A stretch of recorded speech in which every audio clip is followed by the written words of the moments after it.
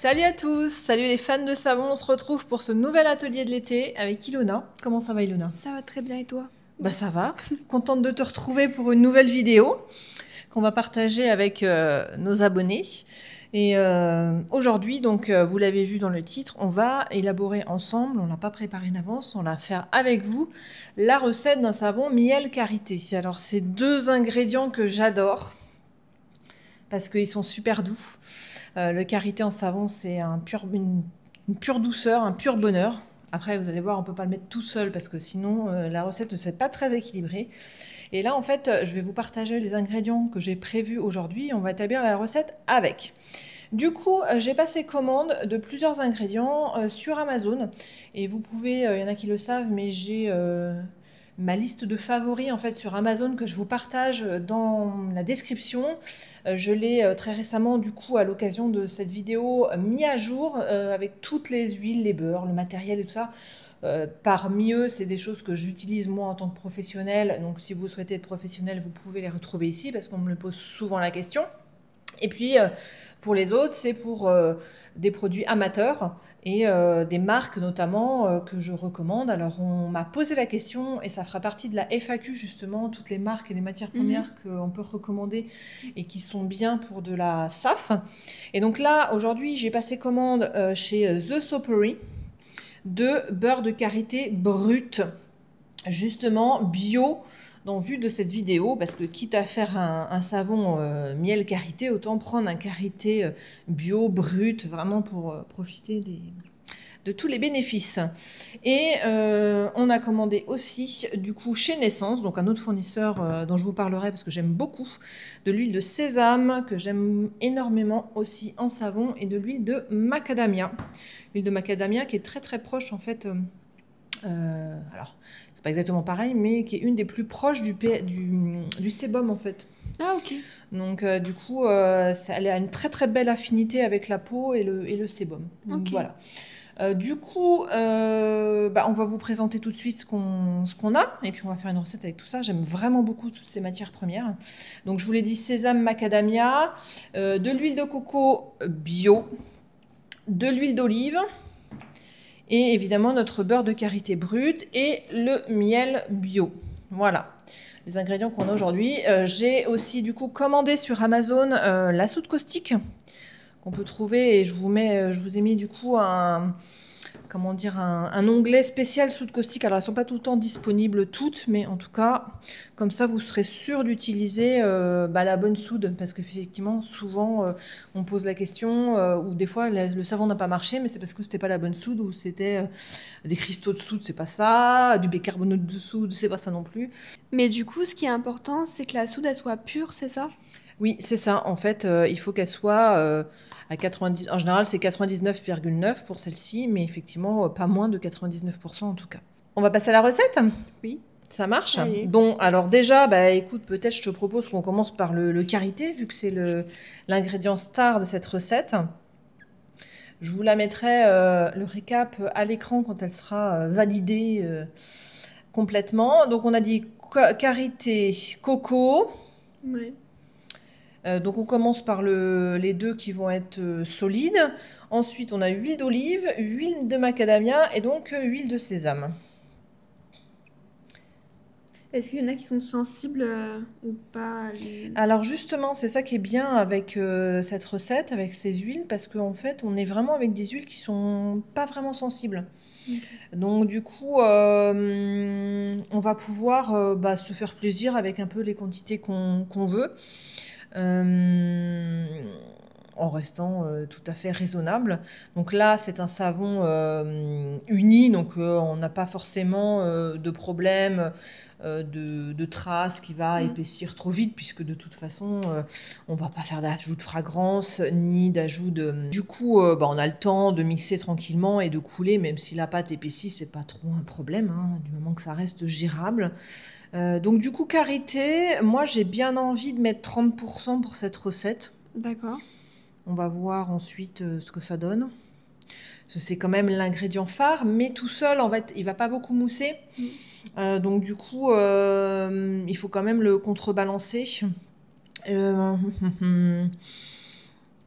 Je mettrais bien... attends, fais voir. Si on met 10 et 10 de 10, 10, on met déjà pour voir, parce que moi j'ai besoin de réfléchir.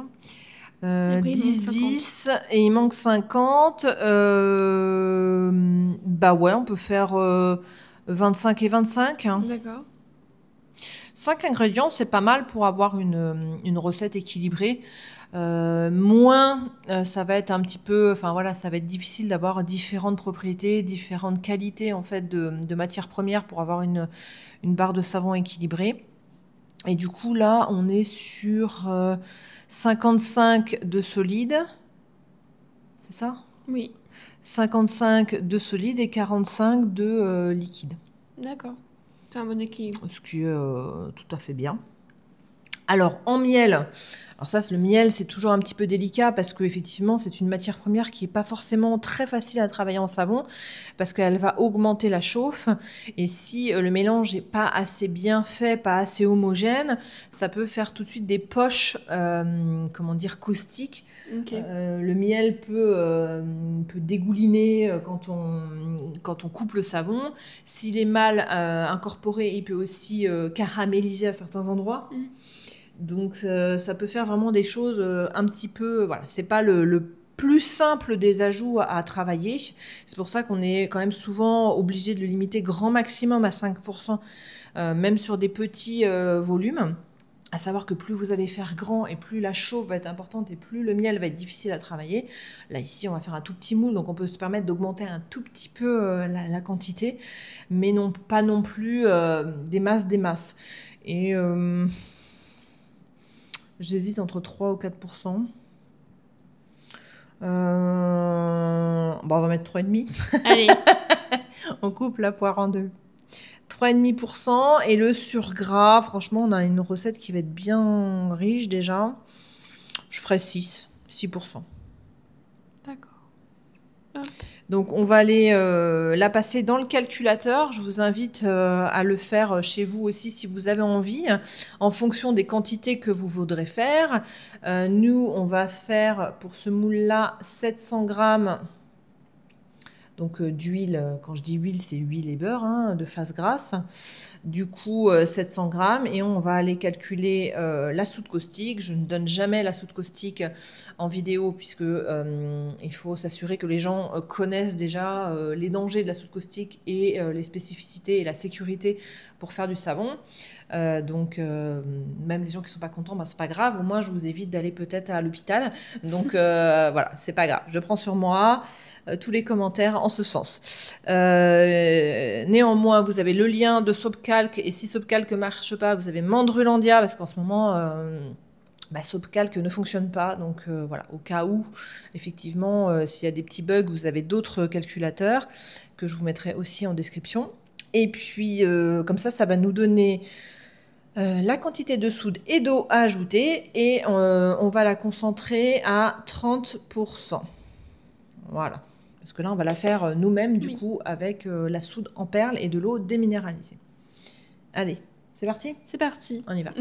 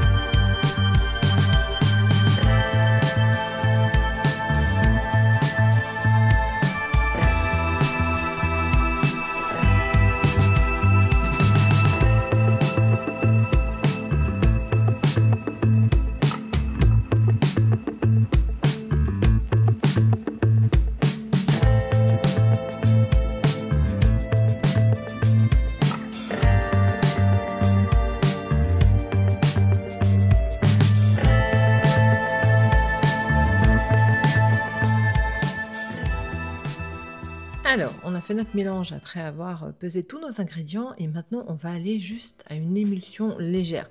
C'est-à-dire qu'on veut juste que la phase huileuse et la phase de soude soient bien homogénéisées pour ensuite commencer à ajouter notre miel. On ne veut pas que la pâte soit trop épaisse pour que le miel s'incorpore facilement et pour faciliter aussi donc l'ajout du miel dans la pâte à savon, on l'a prédilué dans un petit peu d'eau. Vous avez vu au tout début de la préparation des ingrédients, on a commencé par ça. On a réservé un petit peu d'eau de dilution de soude pour le mélanger avec le miel. Alors on l'avait mis dans une casserole parce que parfois il est utile de le chauffer un tout petit peu pour que ça se mélange bien. Si votre miel est un petit peu cristallisé, il peut être nécessaire de le chauffer un tout petit peu pour qu'il se fonde bien dans l'eau. Et ensuite, il s'incorpore bien mieux. Ça, c'est une de mes astuces, c'est de le diluer dans un tout petit peu d'eau.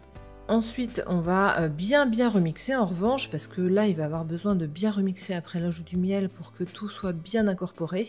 Et vous allez voir que le sucre présent dans le miel apporte une couleur très orangée au savon, mais c'est pas une couleur qui reste dans le temps. Le savon reste légèrement orange au moment du démoulage, mais au fil des semaines, il devient beaucoup plus jaune. Néanmoins, il gardera toujours une couleur un petit peu plus prononcée que s'il n'y avait pas d'ajout de miel. Donc ensuite, on attend une trace suffisante. Vous voyez, on voit bien que la pâte a bien épaissi. Et ensuite, on va terminer, couler notre savon, faire un topping de surface. Et vous allez voir, on s'est décidé à faire une petite surprise.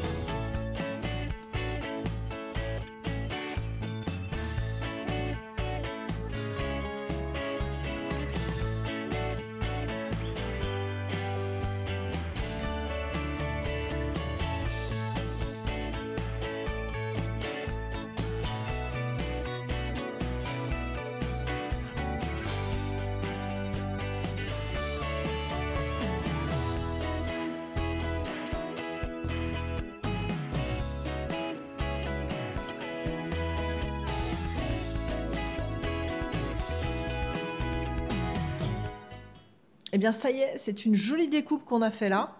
Finalement, on a décidé de mettre des pétales de calendula au-dessus au dernier moment, parce qu'on s'est dit que ça pourrait faire joli.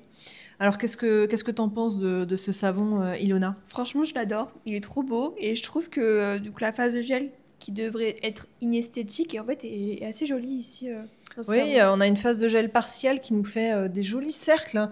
Donc à voir comment ça évolue dans le temps. On va voir comment, en général, ça ne part pas, du moins pas complètement. Donc du coup, on va voir qu'est-ce que ça donne. Et c'est vrai que je suis d'accord avec toi, moi qui n'aime pas du tout les phases de gel partielles pour ça. Je trouve que là, elle est tellement régulière que c'en est très jolie. Je trouve que ça lui donne un petit style. Et au niveau de texture, tu le trouves comment par rapport aux autres recettes qu'on a fait dans les autres ateliers? Franchement, il est génial, il est vachement lisse. On dirait qu'il est plastifié, on dirait vraiment un faux savon. C'est vraiment magnifique, je trouve. Ouais, il a une très très belle texture. On sent qu'il va être vraiment très crémeux. Ça, c'est la grande quantité de karité dedans. La couleur est très jolie aussi, même s'il va éclaircir un petit peu avec le temps. Mais ouais, je trouve qu'en plus, du coup, avec les pétales de calendula, Ouais. ça fait très très joli.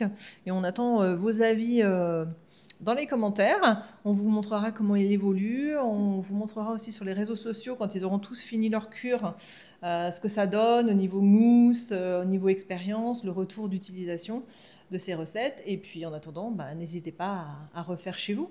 Et on vous dit À bientôt! et à la semaine prochaine surtout. Allez, ciao!